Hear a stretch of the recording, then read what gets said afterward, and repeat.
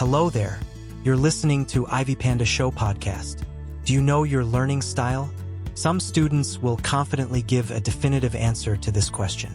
Others might hesitate. However, regardless of which category you fall into, you have probably heard about this idea at least once in your life. The concept of learning styles is still greatly favored in schools and colleges. Many educators rely on it in their day-to-day teachings. However, despite its popularity, empirical evidence for the benefits of this theory are limited. Numerous online publications are quick to point that out and discredit this concept entirely. So, are learning styles completely useless? We don't think so. In this episode, our experts scrutinize their credibility and offer alternative ways of thinking about this theory. We'll also discuss various learning styles and how to use them. Finally, you will find some practical examples on how to use different learning approaches in your education to ensure maximum efficiency. Learning styles refer to how students obtain, process, understand, and retain information. The idea is fairly simple. Every person has a particular way of learning that suits them best. When sticking to it, we memorize information and understand concepts much better than we would otherwise. Thus, auditory learners thrive when listening, discussing topics, and participating in debates. Kinesthetic students use gestures to express ideas and learn best from hands-on experience. A read/write style emphasizes written exercises and plenty of reading. Visual learners organize their learning experience via images, graphs, and pictures. The theory of learning styles has gone through an impressive evolution throughout its history. This concept began with three types known as VAK, visual, auditory, and kinesthetic. Later on, another type, read/write, was included, turning VAK into VARK. We'll briefly describe what each component of this acronym stands for. A visual. Visual learners prefer informational intake as charts, diagrams, and maps. However, they don't always work well with videos and images, as they require shapes and patterns to comprehend information. They often work with mind maps and flowcharts to improve their educational process. Auditory. This style emphasizes the use of spoken word. Audio learning involves listening to lectures, audiobooks, and podcasts about different subjects. Such students better comprehend concepts when explaining them out loud. Kinesthetic. With kinesthetic learning, you get a lot of hands-on experience. For example, a person may not quite understand the experiment on paper, but conducting it makes everything fall into place. Hence, practice, simulation, and examples are critical in this study method. Reading/writing. As the name suggests, reading/writing learners process information primarily through these activities. It involves reading many scientific papers, textbooks, and nonfiction works. Such students excel at written assignments and quizzes. These four learning types aren't the only ones in existence. Many proponents of this theory believe that there are many more educational styles. Psychologist Scott Barry Kaufman even wrote that there were as many as 170 learning types. We're not going to cover all of those here. Instead, we will talk about the additional 4 styles that professionals acknowledge when discussing this theory. Logical. This approach relies on logic and analysis in understanding different subjects. It has students search for connections, causes, results, and patterns. They excel when being asked interpretive questions and utilizing problem-solving skills. Social. The social method encourages group studying. It allows learners to gain additional insights and hone social skills. Sometimes, sharing stories and role-playing are involved in group activities. Solitary. This learning style is reserved for those who prefer to study by themselves. They excel when not being bothered by other learners and focusing on solo assignments. It highlights their problem-solving skills and individual qualities. Natural. Students using this approach need to be in a natural environment. They learn better when outside. While only sometimes available, the method is effective under the right circumstances. Learning styles are appealing because they make intuitive sense. But despite copious amounts of research, there is no empirical evidence that supports the learning styles foundation. That is why some people want to eliminate learning styles entirely, stating that the methods have no apparent advantages. On the other hand, there are adamant defenders of the theory despite its flaws. As with many other educational myths, there is a lot of misinformation concerning learning styles. It becomes easy to lose sight of the truth when at the epicenter of heated debates about this theory. That's why we want to establish what's fact and what's fiction. People learn better when adhering to their learning styles exclusively. Many educators have already integrated this belief into their teaching. However, it is important to understand that this statement is a myth. Students learn better when using a combination of methods. For example, when studying plants, it's possible to use kinesthetic, reading, and visual approaches to extract as much information as possible. There are no studies to indicate that using only one style helps people memorize things better. Their combined strengths activate different areas of the brain. When encountering new information, this mix of educational methods helps optimize comprehension. Effective learning involves a variety of approaches.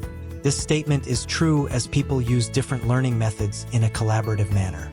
For example, people who study music often read notes and listen to recordings at the same time. This way, they work with both audio and text. The same principle applies to other disciplines, such as physics and chemistry.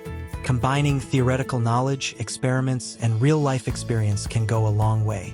Learners should utilize methods that align with their study habits and preferences when approaching new subjects, but also be sure to travel outside their comfort zone. You can try out completely new learning strategies or combine tried and true methods to reach a whole different level of understanding. If learning styles aren't real, everything should be taught the same way. There's no universal way to study or teach. Every subject, topic, and idea can be presented in a myriad of ways, and each piece of content can use a different learning method. For example, an outside experience in nature benefits students when learning about local flora and fauna.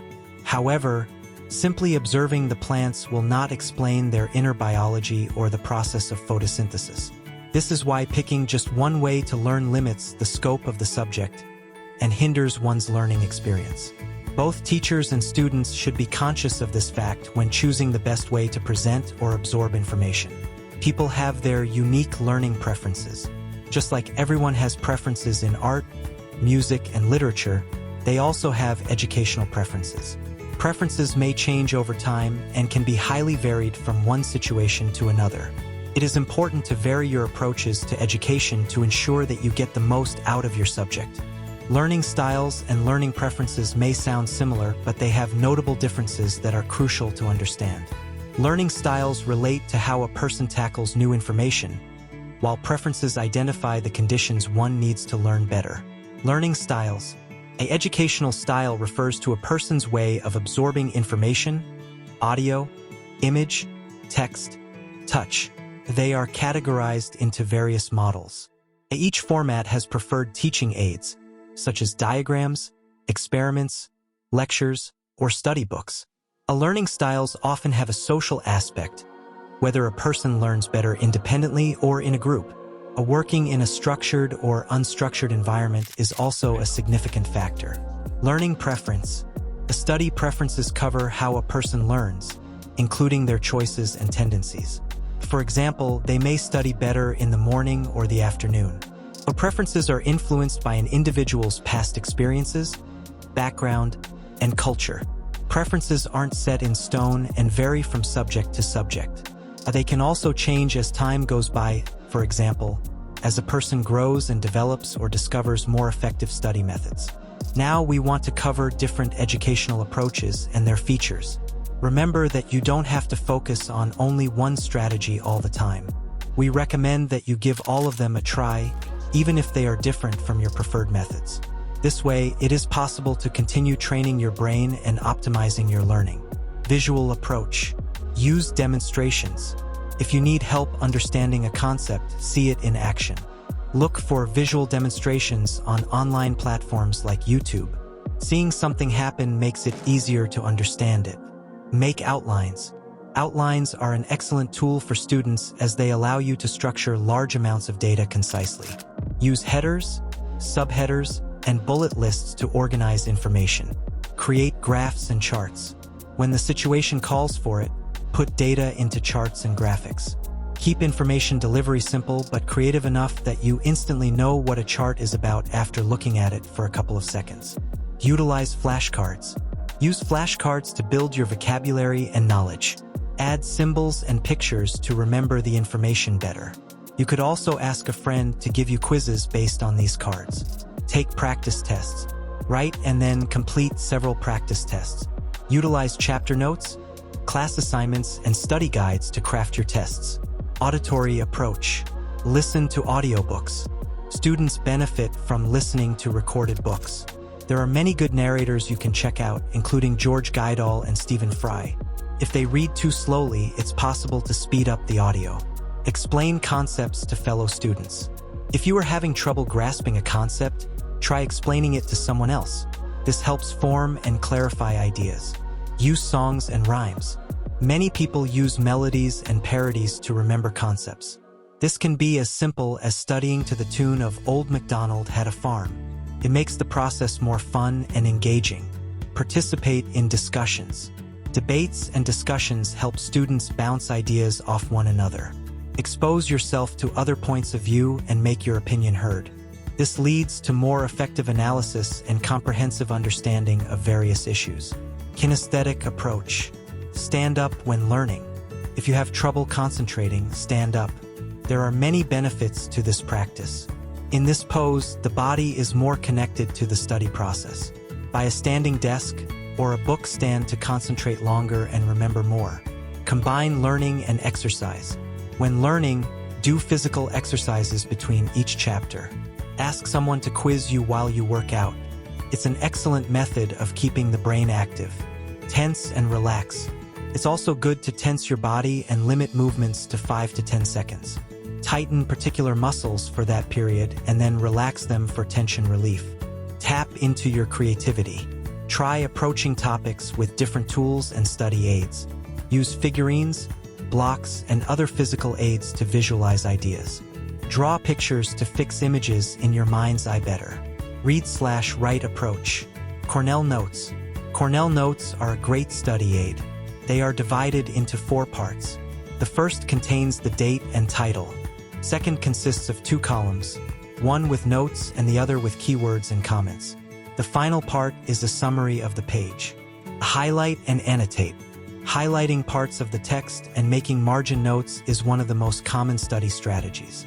Enhance this process with questions, summaries, and comments. A mind mapping. Use mind maps to organize information. In this creative process, start with a central idea and branch out to related topics and concepts. Do this by hand or utilize the power of online tools. Use abbreviations and symbols. Another sound strategy revolves around the use of symbols and abbreviations. They make note-taking easier, discarding the need to copy everything word for word. Create a system of symbols and abbreviations for faster writing. Combining different learning strategies is highly beneficial. The human brain remembers information best when it processes data in a variety of ways. Here are several types of mixed education approaches. 1. Use hands-on experience and audiobooks. For example, when you conduct an experiment, like examining a bacteria sample, listening to an audiobook chapter on the related matter enhances your understanding of it. This has elements of both kinesthetic and auditory methods which many students favor. 2. Combine video and text. Learners double their information intake with one simple trick: putting the subtitles on. This method combines auditory, read/write, and visual approaches. The next time you watch a documentary or TED Talk, don't forget to do this. It's also a great practice when learning new languages. 3. Listen and take notes. When listening to podcasts and lectures, make notes along the way. Then, highlight the most crucial information and structure it with bullet points, headers, or mind maps. This is one of the most common mixed learning methods that uses a combination of auditory and read/write techniques. 4. Use diagrams in tandem with physical representations. Physically touching and studying a subject or a model creates new connections for your brain. Make diagrams as you learn the composition of objects. This combination of visual and kinesthetic approaches is most common when studying anatomy.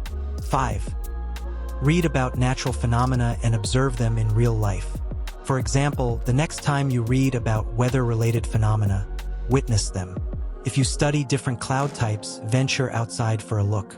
You'll get theoretical information and see it in practice, combining read/write and visual aids.